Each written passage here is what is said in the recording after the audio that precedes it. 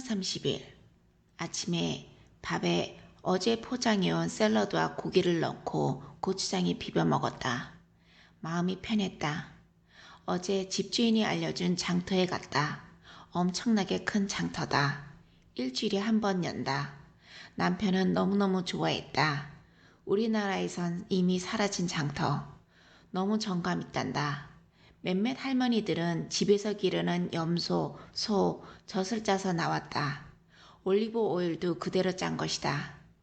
할머니들과 남편은 손짓발짓 하면서 대화를 했다. 물건을 구경한 후에 이동 카페에 앉아 석류 주스와 터키 커피를 마셨다. 여기 주스는 과즙 그대로 얼음이나 물을 타는 법이 없다. 난 여기 음식 중 그대로 짠 이 과즙이 최고다. 남편은 이런 정감 있는 분위기를 너무 좋아했다. 패티에는 바다로 돌출된 곳 무글라라는 국립공원이 있는데 아름다운 해변이 많다는 얘기를 듣고 그곳을 한 바퀴 돌자고 했다. 걸어서는 5시간, 자전거로는 1시간 반 정도라서 자전거를 빌리려 했는데 직원 말이 경사가 심한 곳이 있어서 자전거로 힘들 거라 했다. 걸으려 해도 너무 힘들 것 같아 망설였다. 다른 자전거 집에 들렸다. 그 사람은 또 괜찮다고 할 수 있다고 했는데 그의 자전거가 너무 낡아 믿음이 안 갔다. 또 그는 한국 여자 손님이 어제 왔는데 너무 이쁘다고 결혼만 해준다면 자기는 다 포기하고 한국으로 갈 수 있다고 했다. 참네. 어떤 서양 여자 2명이 최신 자전거를 타고 가길래 어디서 빌렸는지 물었다. 아까 경사가 심하다고 했던 그 집에서 빌렸고 자신들은 한 바퀴 돌기를 시도할 것이라 했다. 가다가 안 되면 말고. 그런 식인데 아휴 부러웠다. 그들은 경사가 있어도 자전거를 끌고 올 체력이 되지만 우리는 참. 그들은 그렇게 떠나고 우리는 그냥 걷는 데까지 걷자고 걷기 시작했다. 가는 도중 조선소를 지났는데 큰 조선소는 아니지만 관광 요트를 많이 만들고 있었다. 완전 수공업이었다. 대단하다.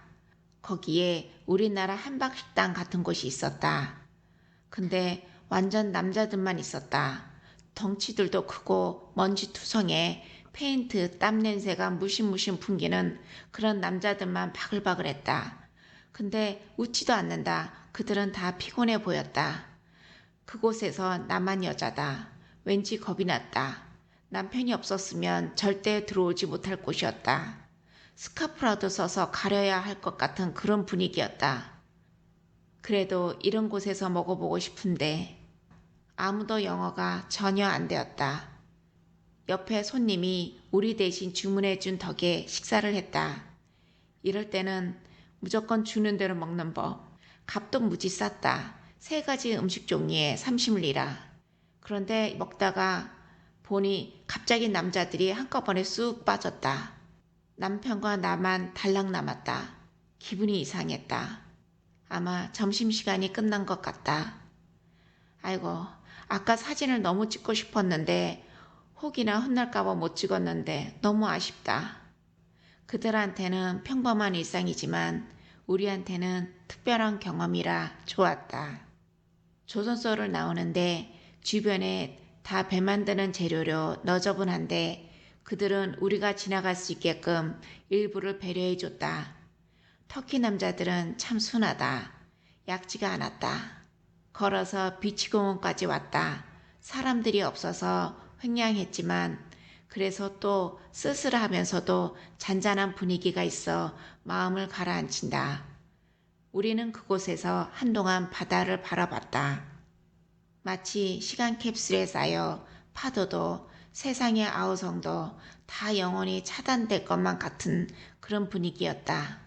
한 바퀴 도는 것은 포기하고 돌아오는데 마음이 영 안 좋았다. 속상했다.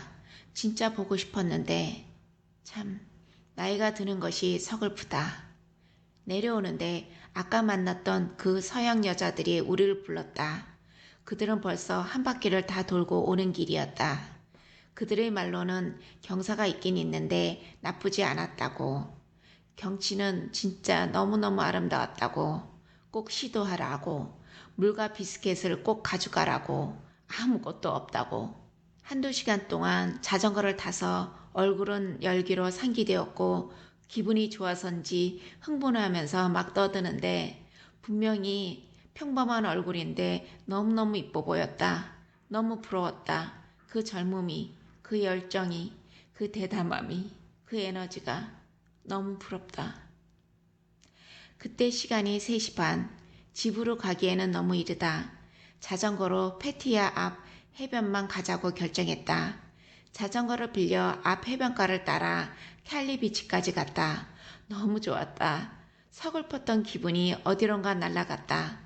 멀리서 산으로 둘러싸여 있고 바다는 드넓고 잔잔하고 집들은 깨끗하고 이뻤다. 사람들은 평화스러웠고 만족스러웠다. 바람은 잔잔하게 불고 나한테는 이것이 오늘의 최고였다. 남편은 장터가 최고라고 했다. 누구한테든 해변가 자전거를 강추하고 싶다. 자전거를 반납하고 남편이 수박을 너무 먹고 싶어 해서 다시 장터에 들렸다. 오렌지, 당근, 수박 등을 사고 집으로 왔다. 수박은 너무 맛이 없었다. 이건 거의 무에 가깝다. 집주인이 여기는 5월, 6월, 7월에 수박이 최고고 가격도 저렴하다고. 터키 사람들은 지금 수박을 사지 않는다고. 여기는 5월, 6월, 7월에 나오는 토마토도 최고라고. 영국, 프랑스, 캐나다에 오는 여행객들은 여기 토마토에 그냥 기겁하고 놀란다고. 자기 것들은 그냥 플라스틱이라고 그런단다. 이 집주인은 영어를 못한다. 근데 말이 진짜 많다.